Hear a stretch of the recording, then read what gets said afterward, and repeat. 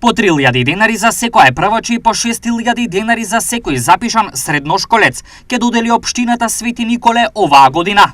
Значи секоја година како и обично општината доделува еднократна парична помош за секој запишано прво оделенче во износ од 3.000 денари. Секој запишан ученик во средното општинско училиште Кочо Рацин од територијата на општина Свети Николе еднократна паричен надоместок во износ од 6.000 денари. Кои се условите учениците, односно родителите да ја добијат помошта? Значи условите се само да се жители на општина Свети Николе и нели нормално да се запишани у нашите основни и средни училишта.